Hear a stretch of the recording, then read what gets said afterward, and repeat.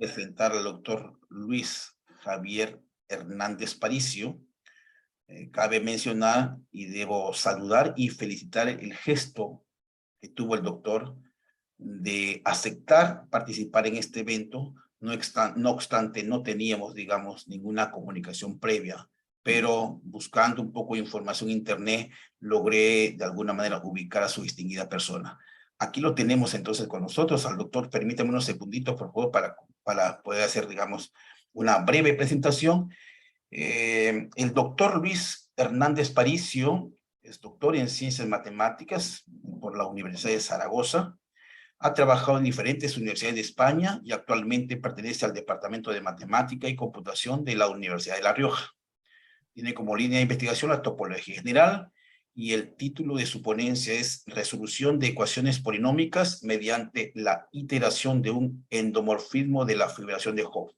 Bienvenido, doctor Luis. Adelante, deseo el uso de la palabra. Gracias. Muchas gracias por la amable presentación. Y en primer lugar, pues quiero agradecer al comité organizador, al comité científico, esta amable invitación y, por supuesto, todo el trabajo que han realizado para organizar este evento. Por supuesto, también agradezco a las asistentes el interés por asistir a este encuentro y en particular a mi charla. Bueno, la charla que voy a presentar se enmarca en el ámbito de la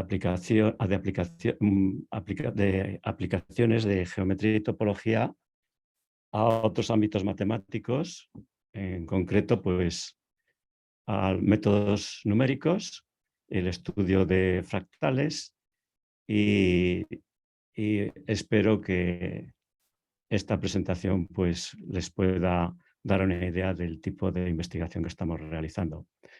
Es un trabajo conjunto con Víctor Álvarez Aparicio y María Teresa Rivas, que son también de la Universidad de La Rioja, y José Manuel García Calcines, de la Universidad de La Laguna. El objetivo de este trabajo es desarrollar una teoría a partir de la cual se puedan desarrollar e implementar una colección de algoritmos para la iteración de una función racional compleja que evite los problemas de desbordamientos e indeterminaciones. Normalmente, cuando se trabaja con un método numérico, por ejemplo, el método de Newton, aparece una función racional como un cociente de un numerador y denominador, y en ámbitos computacionales, cuando el denominador es próximo a cero, pues se pueden generar ciertos desbordamientos, o si simultáneamente el numerador y el denominador son próximos a cero, se pueden crear indeterminaciones. Al intentar continuar la iteración de esta función racional, pues aparecen problemas, desde el punto de vista computacional aparecen problemas, y aquí estamos presentando una teoría que resuelven bastante bien estos problemas de desbordamientos e indeterminaciones. El método que proponemos es reinterpretar las funciones racionales complejas como endomorfismos de la fibración de Hopf, y con el objetivo de calcular los puntos fijos de una función racional, sus n-ciclos y las correspondientes cuencas de atracción, utilizamos el método de la función de Lyapunov asociada a la derivada esférica de la función racional. Iré explicando en qué consisten estos métodos. En primer lugar, vamos a repasar brevemente algunas de las herramientas básicas que vamos a utilizar. En la segunda sección explicaremos brevemente cómo reinterpretamos una función racional compleja como un endomorfismo de la fibración de Hopf. En la tercera recordaremos la terminología básica de los semiflujos discretos, recordando los conceptos de puntos fijos, puntos finales, conjuntos de Julia, etc. En la sección cuarta explicaremos en qué consiste la función de Lyapunov asociada a la derivada esférica, En la quinta daremos una Se lo breve estoy tratando de... descripción. ¿Sí me escucha? Sí, estoy escuchando, sí. Una breve descripción de los algoritmos que utilizamos para el cálculo de n-ciclos y las cuencas de tracción, y acabaremos con unos ejemplos. Supongo que se me está escuchando porque se ha filtrado alguna voz. Se le escucha Bueno, perfecto, profesor. muchas gracias. Profesor, Bueno, perdón, pero no veo si usted está... Bueno, vamos a empezar con un breve repaso de las herramientas matemáticas que vamos a utilizar. Vamos a trabajar con variedades diferenciales dadas por parametrizaciones definidas por abiertos contenidos en Rn, y particularmente cuando trabajamos con variedades de dimensión par, pues los abiertos vamos a considerar que están en c elevado a n, donde c denota los números complejos. Esas parametrizaciones o cartas dan una estructura de variedad, y en el caso que los abiertos sean de c elevado a k, pues aparece una estructura de variedad compleja k-dimensional. Perdón, profesor. Sí, Está pasando sus diapositivas porque solo estamos viendo la primera hoja. sí, estoy yo tengo en la pantalla la página número 5. Ok, estamos en la 1 en la pantalla, nada, nosotros viendo. Pues no sé cómo resolver este tema. Sigue encallado en la 1, ¿no? Sí, correcto. Pues vamos a ver cómo se podría resolver esto.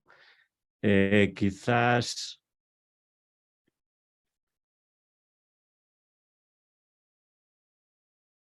aquí, no sé si voy a intentar reanudar la función de compartir. Gracias, profesor. No sé si tiene efecto o no. Igual no. Dice que la función de compartir está en pausa, me indica. Entonces,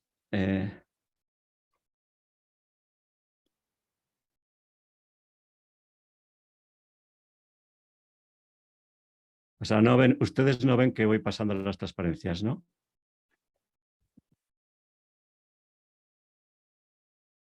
Ahora tampoco. Ahora ya. Pues bueno, pues gracias. Ya. He Gracias. salido de pantalla completa y parece que ha empezado a funcionar. Vale, pues estaba intentando repasar las herramientas básicas. Entonces voy a ir adelantando aquí. Las herramientas básicas que iba a utilizar era el concepto de variedad real y de variedad compleja, modeladas con abiertos de c elevado a n. De manera, sobre todo, vamos a trabajar con las superficies de Riemann, que son variedades complejas de dimensión 1. En este caso, pues están modeladas con abiertos de los números complejos, y los cambios de cartas son funciones analíticas complejas. Una función analítica compleja es aquella que en cualquier punto de su dominio, en un entorno suyo, se puede desarrollar en serie. Dentro de las superficies de Riemann, vamos a tomar interés especialmente por la esfera de Riemann. La esfera de Riemann es la superficie de Riemann que tiene género 0, y vamos a analizar tres modelos. Por una parte, la compactificación de Alexandrov, por otra parte, la dos-esfera, y por otra parte, la recta proyectiva compleja. Si consideramos la compactificación de Alexandrov, pues podemos cubrirla con la inclusión y la aplicación que a un complejo X le hace corresponder uno partido por X, de manera que el X se interpreta como el punto del infinito de Alexandrov. Y si lo interpretamos y trabajamos con el modelo de la dos-esfera unidad, pues las parametrizaciones o cartas que vamos a considerar están inducidas por las proyecciones estereográficas, bien desde el polo norte y también desde el polo sur, aunque en la segunda variable, por ejemplo, desde la proyección estereográfica del polo sur, debemos hacer una reflexión para que luego el cambio de coordenadas efectivamente sea analítico. Y el tercer modelo que vamos a considerar es la recta proyectiva compleja. La recta proyectiva compleja se obtiene como un cociente de C2, donde C son los complejos, simplemente pues, diciendo que dos parejas están relacionadas si la una se puede obtener a partir de la otra multiplicando por un complejo distinto de cero. La clase, con esta relación de equivalencia, la clase de equivalencia va a ser un punto de la recta proyectiva compleja que vamos a denotar como Z, dos puntitos T. Las parejas ZT, pues vamos a decir que son las coordenadas homogéneas del punto, y si dividimos la una por la otra, tendremos las coordenadas absolutas. Si consideramos en C2 la norma de la suma de los módulos, dada una pareja ZT, podemos dividir por la suma del módulo de Z y módulo de T para obtener una nueva pareja que tiene con esta norma módulo 1. Cuando consideremos parejas de este estilo, vamos a decir que estamos trabajando con coordenadas homogéneas normalizadas.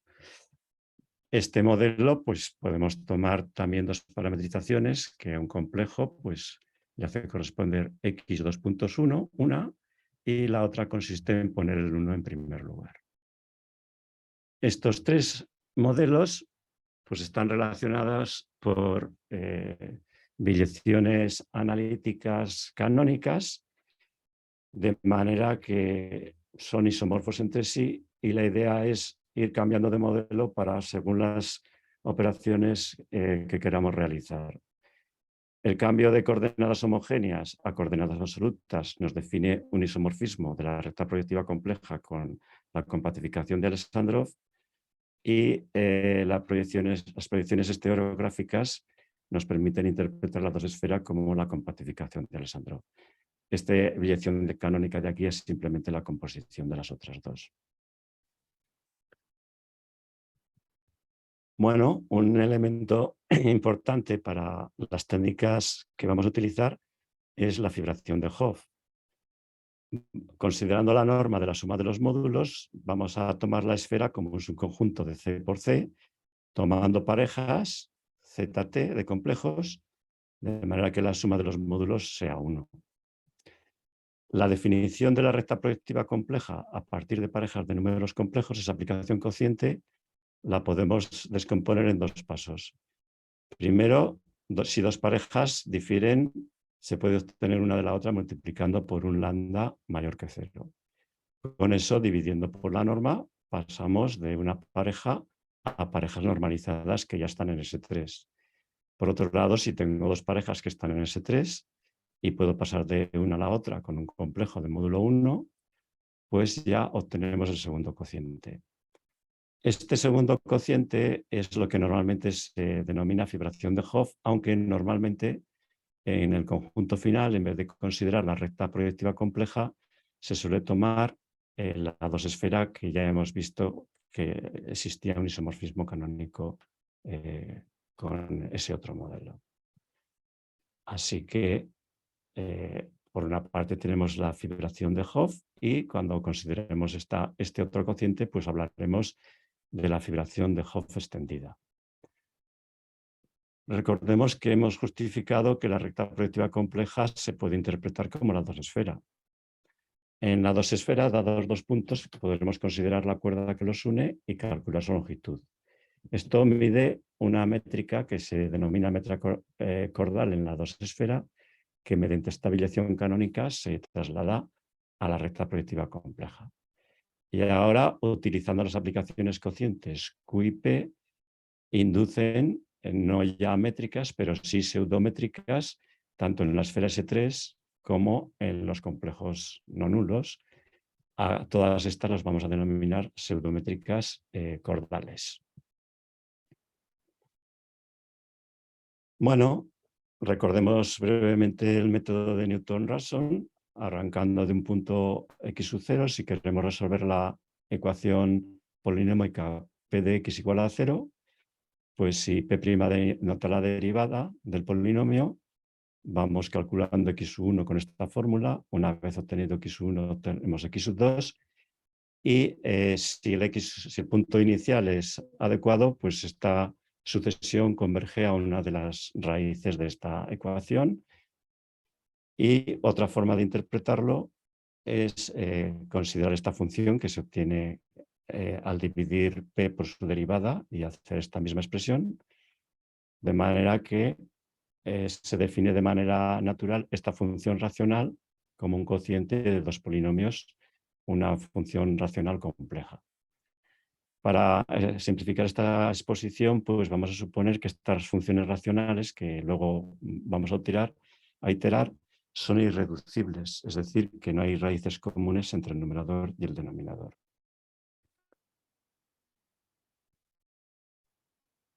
Pues, por ejemplo, si queremos resolver la ecuación x al cubo menos 1 igual a 0, pues la función racional compleja asociada por el método de Newton, pues tiene como numerador 1 más 2 por x elevado al cubo y como denominador pues 3 por x al cuadrado. La idea va a consistir en reinterpretar una función racional como un endomorfismo de la fibración de Hall. Vamos primero con un ejemplo y después lo haremos ya estableciendo de un modo más correcto la teoría. En el ejemplo anterior, si ahora sustituimos el complejo X por el cociente Z y T, que van a ser las coordenadas homogéneas, pues esta función se puede expresar así, y ahora el numerador es un polinomio bivariante en Z y T de grado 3, y lo mismo le sucede al denominador. La idea va a ser trabajar con los numeradores por un lado y con los denominadores por otro, y esto ya tiene la ventaja de que no tendremos que dividir, con lo cual evitaremos el hecho de que aparezcan desbordamientos. Aquí hemos pasado a grado 3, pero si multiplicamos numerador y denominador por t, podríamos haber obtenido expresiones homogéneas, en este caso de grado 4. En fin, tomando pues esta idea, vamos a trabajar con polinomios en dos variables, θ y t, que sean homogéneos. Que sean homogéneos significa que si calculo f de lambda z y lambda t, pues el lambda sale fuera con elevado a k y k es el grado. Y vamos a denotar con esta su h aquellos polinomios de dos variables que sean homogéneas. Si yo tengo un polinomio de una variable, si lo quiero reconvertir en un polinomio de dos variables homogéneos de grado k, pues basta que vaya multiplicando a sub 0 por t elevado a d. Aquí, para completar el grado d, tengo que multiplicar por t elevado a d menos 1 y así sucesivamente. De manera que hay una forma canónica de polinomios de una variable reconvertirlos en polinomios bivariantes de un determinado grado. Como vamos a trabajar con el numerador y el denominador de modo independiente, vamos a tener que trabajar con parejitas. La f va a corresponder al numerador y la g va a corresponder al denominador. Como hemos observado en el ejemplo, ambas tienen el mismo grado. Entonces, si las parejas de este tipo de polinomios bivariantes que tengan el mismo grado, las vamos a llamar pares homogéneos. Antes hemos mencionado que cuando no había raíces comunes entre el numerador y el denominador, estábamos trabajando con una función racional irreducible. Ese concepto pues, se pasa con facilidad para cuando trabajamos con pares homogéneos, apareciendo esta definición que es simplemente trasladar la noción de función racional irreducible al lenguaje de pares homogéneos. También muchas veces trabajamos con denominadores que corresponden con la g. Los denominadores son o nulos, pues ponemos aquí esta r, decimos que es un par R homogéneo cuando la g es no nula. Si estamos trabajando con parejas irreducibles, ponemos esta i para indicar que son irreducibles. y para si satisfacen las dos condiciones, pues como es en esta exposición, vamos a trabajar con pares homogéneos R irreducibles. Bueno, pues ahora, por la construcción que hemos hecho antes, dado una función racional, el numerador hacía corresponder un polinomio bivariante homogéneo y el denominador otro. Pero si tengo una pareja de polinomios, dado dos complejos θ y t, el primero construye un complejo y el segundo construye otro complejo, de manera que ese par homogéneo nos define de modo natural una aplicación de C2 en C2 que no se anula por la condición de ser irreducible. Pero si una pareja de este tipo la normalizamos, dividiendo por la suma de los módulos, el resultado está en S3. Esta idea tiene importancia porque para el caso de que estos valores sean complejos o muy grandes o muy pequeños, cada vez que hacemos una iteración, normalizamos, con lo cual ya evitamos el problema de los desbordamientos, ya que ya una vez normalizados dejan de ser o muy pequeños o muy grandes. Si ponemos aquí el representante con los dos puntos, pues esta aplicación se interpreta de la recta proyectiva compleja en la recta en sí misma. De manera que de manera canónica una función racional la hemos reinterpretado bien como un endomorfismo de la fibración de Hopf, este diagrama de abajo, o si consideramos las tres aplicaciones como un endomorfismo de la fibración de Hopf extendida. En el ejemplo que estábamos considerando, pues estas tres funciones vienen dadas por estas fórmulas. Hay que observar que las fórmulas de primer tipo y las de segundo tipo se implementan con facilidad en algoritmos y en sistemas informáticos. ¿Qué es lo que aquí estoy afirmando? Los procesos de iteración se implementan con facilidad y mediante el proceso de normalización vamos a evitar los problemas de desbordamientos, como ya he mencionado. El lenguaje que vamos a utilizar pues, es el de semiflujos discretos. Vamos a pensar que estamos en un espacio pseudométrico X y que H es una aplicación continua. En nuestro caso, pues esta será la recta proyectiva compleja y esta H pues, será una función racional compleja que vamos a iterar. Las iteraciones las denotamos como HN, de manera que de este modo todas las iteraciones hacen que podamos interpretar X como un semiflujo discreto, donde la acción de n son precisamente todas estas, se obtiene a través de estas iteraciones. Si un punto X sub 0 coincide con H de X sub 0, es un punto fijo. También aparecen de manera natural los puntos periódicos, que después de aplicar varias veces la H regresamos al punto de partida. Y el concepto que vamos a trabajar con él es el conjunto de punto final. Vamos a considerar el conjunto de puntos finales como un cociente de X obtenido del siguiente modo. Si consideramos dos puntos y arrancamos las órbitas obtenidas por las iteraciones, pues en el caso que esas órbitas se vayan aproximando, diremos que están relacionados. Esta relación resulta ser de equivalencia y en consecuencia al conjunto cociente vamos a decir que es el conjunto de puntos finales. Por ejemplo, si X es un punto fijo, pues todos estos serán el punto fijo y que Y esté en el mismo punto final asociado a un punto fijo, lo que significa es que las iteraciones HN de Y convergen a ese punto fijo. Como tengo una aplicación suprayectiva de X en el cociente, esto permite dividir a X en una reunión disjunta de cuencas, donde cada punto de una cuenca se transforma, al considerar todas las iteraciones, determina un único punto final. La construcción de el conjunto de puntos finales pues es funtorial y aplicada a la fibración de Hopf extendida nos determina varios conjuntos de puntos finales relacionados con este diagrama que inducen las correspondientes relaciones en los conjuntos en los correspondientes conjuntos de cuencas de atracción de los distintos puntos finales. Es interesante también hablar del conjunto de Fatou y del conjunto de Julia, de un semiflujo pseudométrico.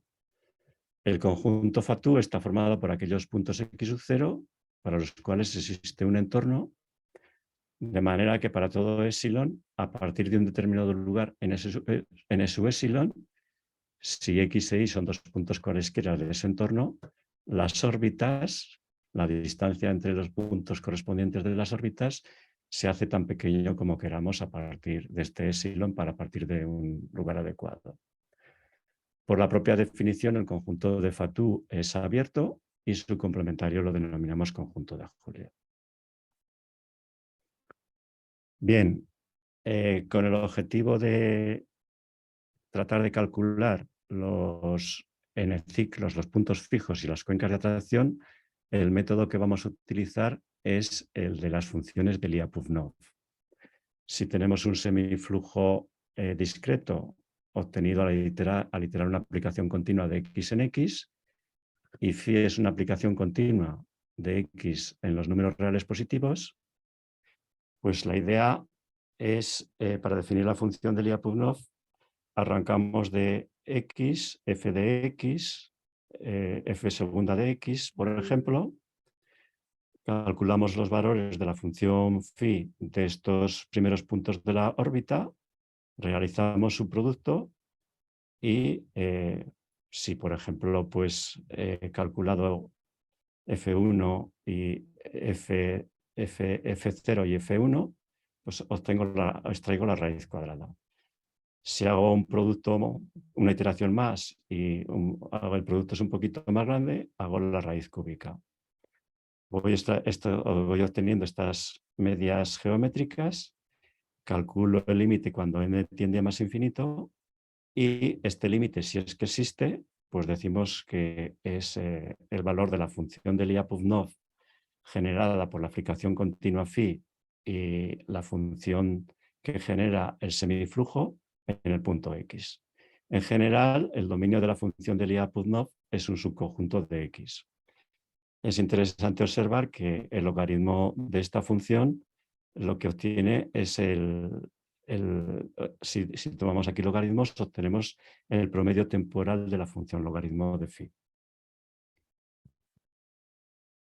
Con el objeto de implementar en sistemas informáticos la función de Lyapunov, pues si en vez de empezar la iteración en el primer lugar empezamos en f elevado a r y vamos haciendo iteraciones consecutivas, calculamos el valor de la función phi sobre ese trozo de puntos de órbita y extraemos la correspondiente función, la correspondiente raíz, pues obtenemos estas funciones que las vamos a utilizar como aproximaciones de la función de Lyapunov.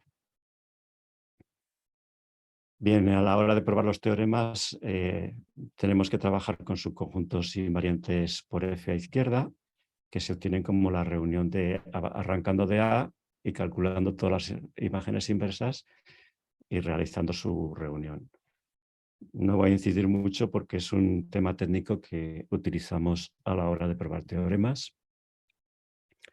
Y la función que vamos a considerar en nuestro caso, bueno, si tomamos como modelo la compactificación de Alexandrov y tomamos una función racional compleja, pues la función de los complejos en R+, va a ser la derivada esférica que se obtiene multiplicando por la derivada normal con este ajuste. Esta a veces tiene algún problema de cálculo en algunos puntos, puesto que aparecen polos de ciertos denominadores. En esos puntos pues, se toma el límite cuando estamos próximos a ese punto problemático. Esto con este modelo. Según si esta derivada esférica vale 0 en un punto fijo, vamos a decir que es un superatractor. Si en un punto fijo es menor que 1, diremos que es atractor, Si vale 1, diremos que es indiferente, y si vale mayor que 1, diremos que es repulsor. En el caso que consideremos un ciclo, si realizamos el producto de los valores de la derivada esférica sobre los elementos del ciclo, pues obtendremos la derivada esférica de este M-ciclo. Para evitar estos problemas de tener que calcular en algunos puntos algunos límites, cambiamos de modelo y vamos a tomar la recta proyectiva compleja. La derivada normal se calcula mediante esta fórmula. Definimos dos funciones de ayudas, u y z, en el que también aparecen los conjugados, la u y la v, y el resultado es que la derivada esférica en x se puede obtener también como el cociente de uzt por v de zt, donde estas parejas son las coordenadas homogéneas. Así, si en vez de trabajar con el modelo de la compactificación de Alexandrov, trabajamos con el modelo de la recta proyectiva compleja, pues en vez de trabajar con la función racional, vamos a trabajar con un par homogéneo. Y la derivada esférica la podemos calcular por esta fórmula, que es fácilmente implementable en un ordenador. Los resultados que el teorema que regula este tipo, hay bastantes teoremas, pero voy a mencionar solo uno, que es el que regula el por qué podemos utilizar la función de Lyapunov para calcular ciclos atractores y puntos fijos que en realidad luego corresponden a buscar las raíces del polinomio. Es este teorema, esta fórmula de aquí representa la cuenca de atracción de un determinado M-ciclo. Esto significa que si arranco de X y voy tomando imágenes, la órbita se va acercando cada vez más y cada vez más a los puntos del ciclo. Pues la función de Lyapunov de cualquier punto de esa cuenca resulta que coincide con el cálculo de la derivada esférica en el punto, en la imagen del punto, en los elementos del ciclo. Entonces, aunque cambie de punto en la cuenca de atracción, la función de Lyapunov en todos vale lo mismo y es igual a esta constante. Entonces, si yo voy calculando funciones de Lyapunov para distintos puntos de la esfera o de la recta proyectiva compleja, pues según vayan saliendo unas constantes u otras, ese punto va a estar en unas cuencas de atracción u otras. Además, he mencionado estas funciones de ayuda donde empezaba a realizar estos cálculos a partir de la iteración enésima, pues salvo un pequeño conjunto que resulta que tiene medida de Lebesgue nula, la función de Lyapunov se puede utilizar con la ayuda de estas funciones que son aproximantes. Bueno, pues gracias a estas técnicas y a estas funciones aproximantes, pues vamos a dar una idea de cómo podemos organizar estos algoritmos para que, por un lado, calculen los puntos fijos y los puntos fijos atractores y los ciclos atractores de esa función racional. En el caso que esa función racional venga de un método numérico, pues algunos de ellos se corresponden con la raíz del polinomio, con lo cual, mediante este método también estamos buscando las raíces de una ecuación polinómica. Hemos cambiado de modelo y por lo tanto tenemos la recta proyectiva compleja, la función que estamos iterando y la derivada esférica. Aquí trabajar con clases en un ordenador es complicado, pues pasamos arriba a expresarlo como un cociente de la triesfera o de parejas de complejos vía de la figuración de Hopf.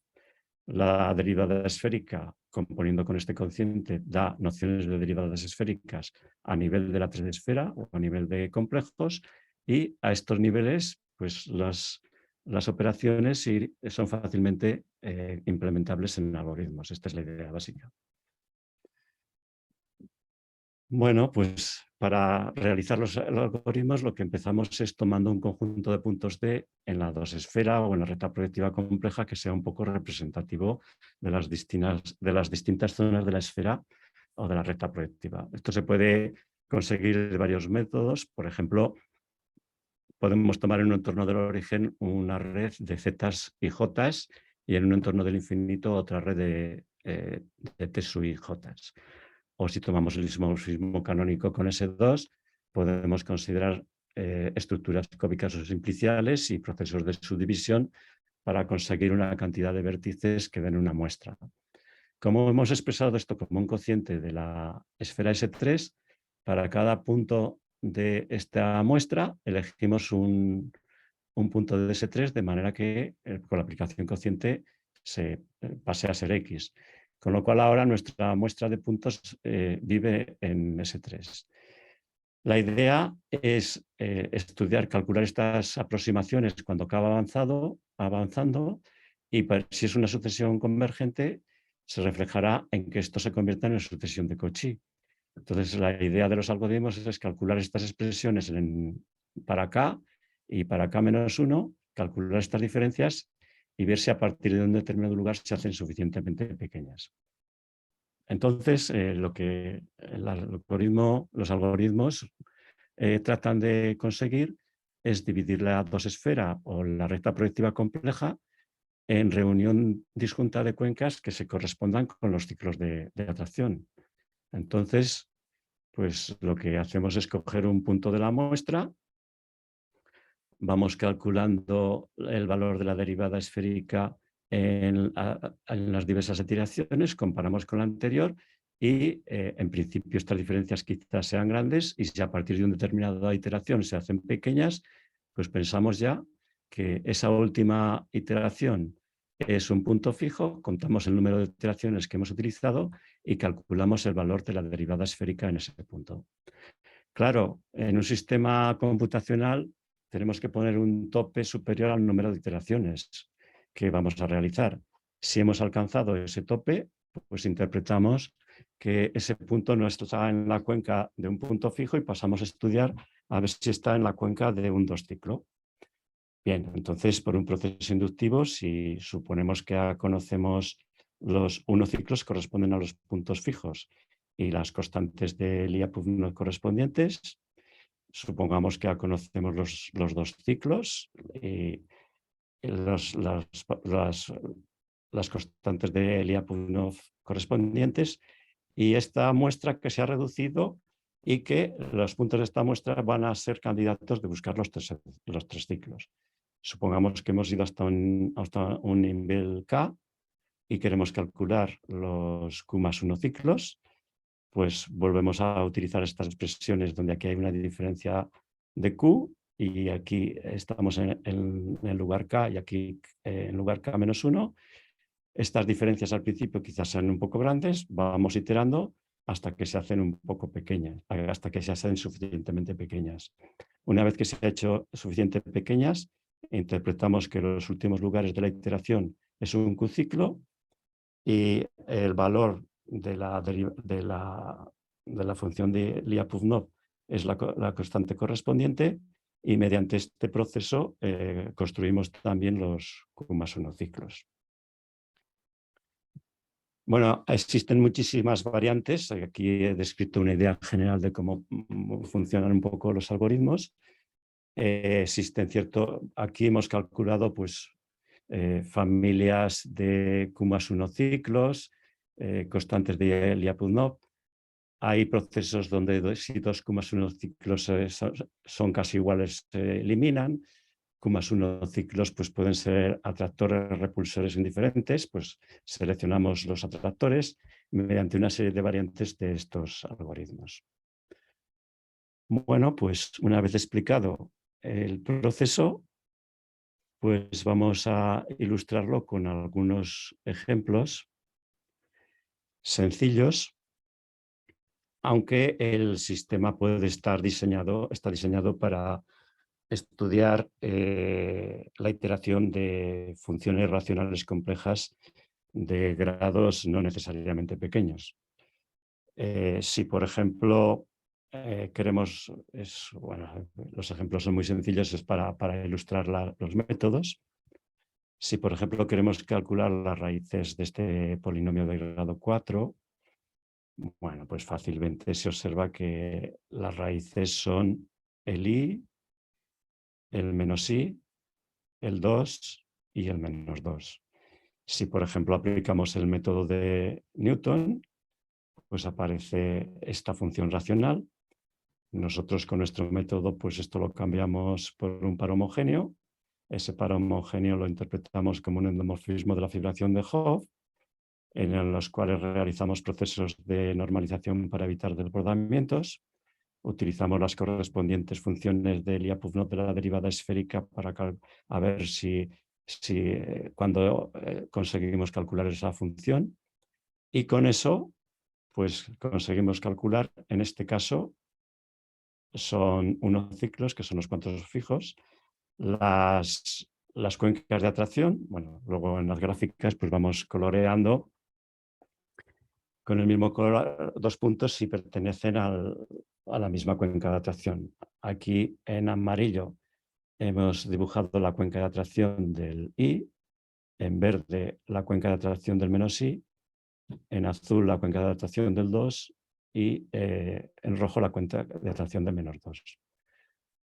Observar que la reunión de las cuencas resulta ser el conjunto de Fatou y la frontera del conjunto de Fatou es el conjunto de Julia. Entonces, en este ejemplo, la reunión de las cuencas de los puntos fijos y del conjunto de Julia resulta ser toda la dosesfera o bien recta proyectiva compleja. Las imágenes siempre las organizamos tomando con un entorno del origen y tomando un entorno del más infinito, del punto del infinito, de manera que se solapen. De modo que la reunión de estas dos imágenes en realidad describe toda la dosesfera o toda la recta proyectiva compleja, teniendo una visualización total de las distintas cuencas de atracción.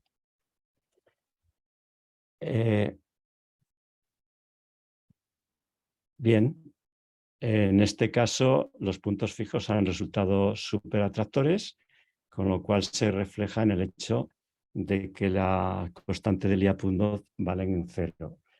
Como curiosidad, pues el punto del infinito, la constante de Lyapunov es 4/3, con lo cual, aunque es un punto fijo, resulta ser un repulsor. También es interesante analizar el número de iteraciones que necesitamos para calcular estos puntos fijos. Y se observa que, por ejemplo, para la I, si estamos en la zona verde y realizamos una iteración, la zona verde pasa a la roja pasa a la amarilla, o sea, vamos coloreando con el mismo color dos puntos si se necesita el mismo número de iteraciones para acercarnos al punto fijo.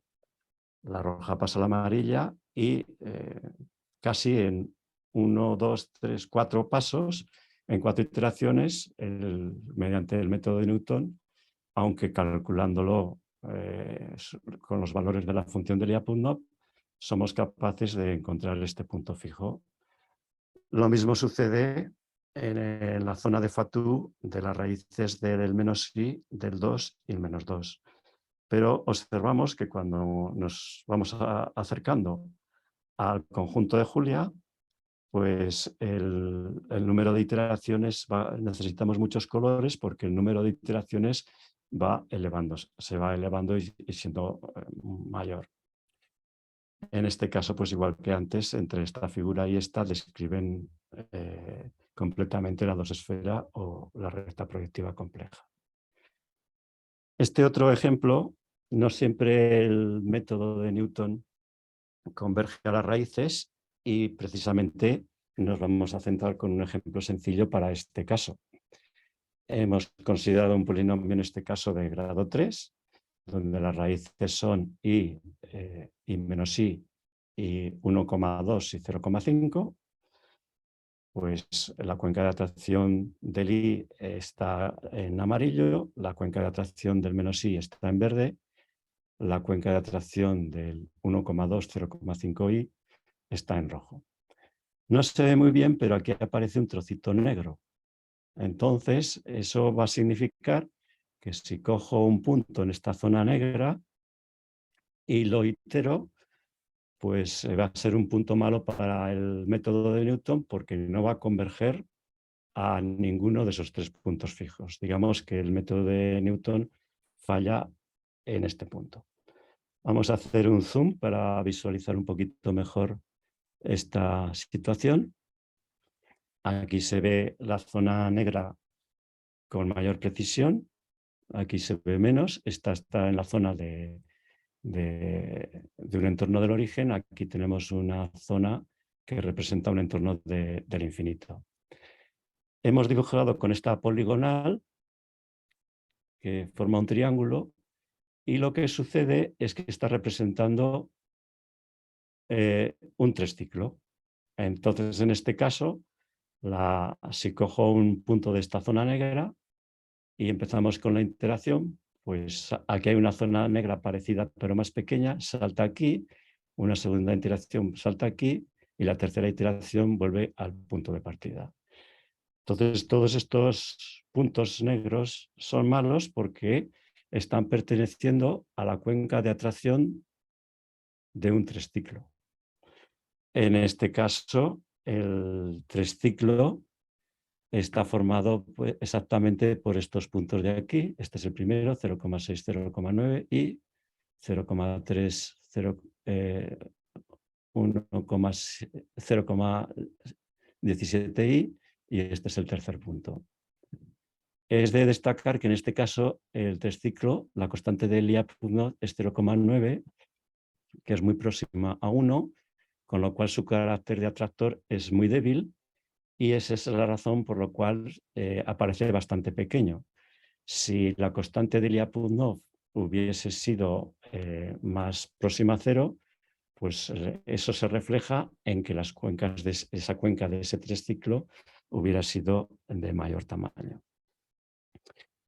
Bien, entonces esto ilustra cómo en este caso nuestro método no solo es capaz de calcular los puntos fijos de la iteración que corresponden a las raíces de la ecuación, sino que es también capaz de calcular los ciclos atractores y por un teorema, existe un teorema que asegura que el número de ciclos de atractores de una función racional compleja es finito, con lo cual el algoritmo que hemos descrito anteriormente,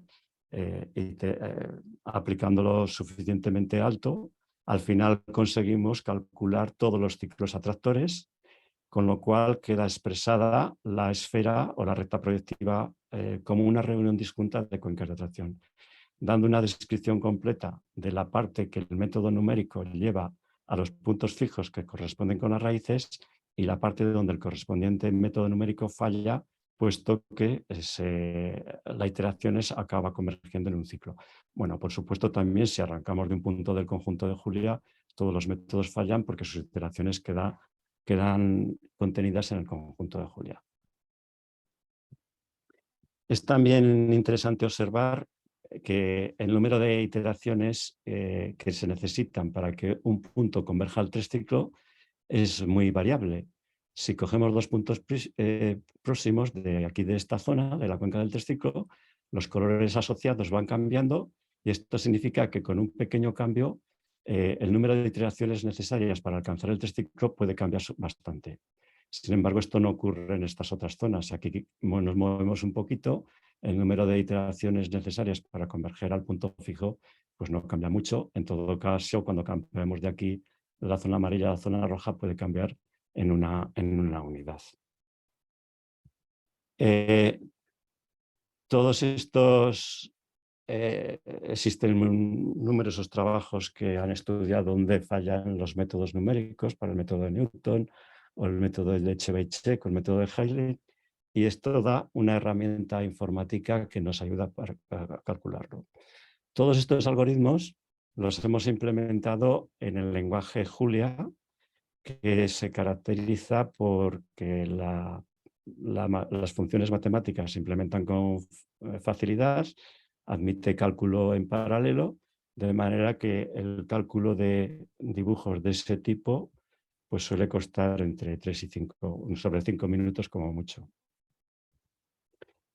Entonces, como para ir terminando, como conclusiones diremos que el uso de coordenadas homogéneas nos permite trabajar con el punto del infinito de los números complejos. La representación de una función racional como parejas homogéneas permite calcular el valor de una función racional en cualquier polo y también en el punto del infinito. El uso de coordenadas homogéneas normalizadas nos ha evitado el problema de los desbartamientos que pueden generar al implementar nuestros algoritmos. Y la formulación como un endomorfismo de la figuración de Hopf hace que en este primer diagrama lo podemos interpretar como una iteración de una función racional compleja, una función analítica de la esfera de Riemann en sí misma, y sin embargo la parte superior del diagrama nos deja trabajar con parejas de números complejos fácilmente implementables en lenguajes de programación. Y bueno, señalar también que todos estos algoritmos, por supuesto, no han necesitado el conocimiento previo de las raíces del polinomio. Y como trabajo futuro, pues estas técnicas desarrolladas pues, se pueden aplicar a otros métodos, como el método de Chebyshev, el método de Hadley.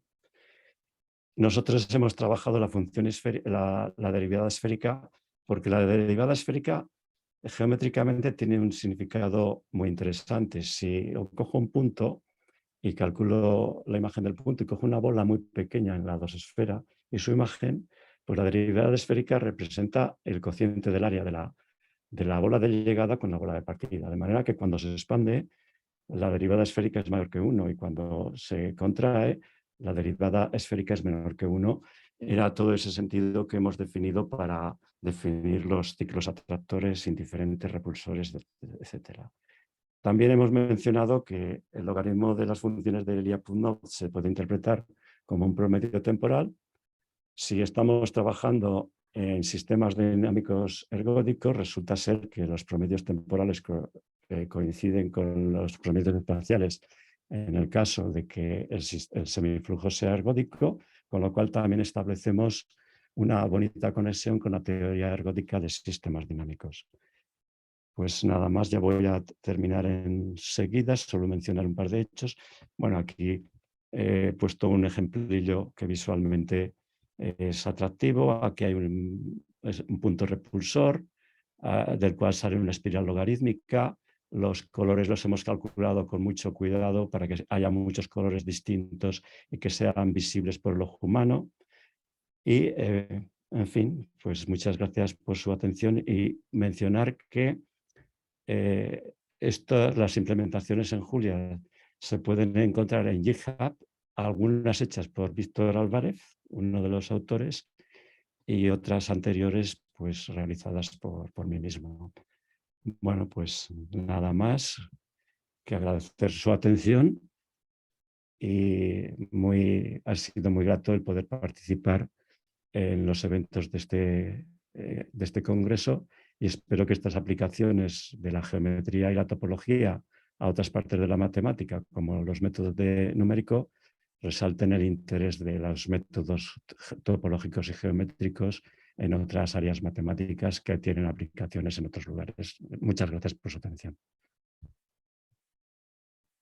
Ok, doctor Luis Hernández, muchísimas gracias por su plática, realmente muy interesante. Sí, en efecto, esperemos pues que despierte bastante interés en el público asistente. Sin duda alguna que habrá muchas preguntas, pero digamos no es nuestro mejor aliado el tiempo, así es que si me permite, por favor, voy a compartir su correo electrónico en el chat para cualquier pregunta o cualquier duda que tengan de parte de los participantes en referencia al trabajo que usted viene desarrollando. Muy interesante, doctor. Gracias. Contestaré las preguntas que me lleguen. Muchas gracias. Ok, doctor. Bueno, acá hay un comentario muy interesante. La charla, ¿dónde viene el código de referencias? Bien. Por favor, la comisión de soporte, si me permite leer el certificado para... Bueno, ahí está, en imágenes. Tenemos, doctor, Muchas el gracias. Sí, sí. certificado en mérito a su brillante participación y sobre todo haber aceptado, digamos, participar en nuestro segundo Congreso Internacional de Topología y Afines. El mismo que será enviado a través de correo electrónico. Una vez más, gracias infinitas por su participación y esperamos tenerlo en nuestro próximo evento, doctor Luis Hernández. Un fuerte abrazo, muy buenas noches por allá. Tengo entendido que en España ya está llegando la noche. Sí, sí. Muchas gracias a ustedes sí. y a los asistentes. Gracias. Ok, muy amable. Gracias. Ahora sí, le doy el pase a mi compañero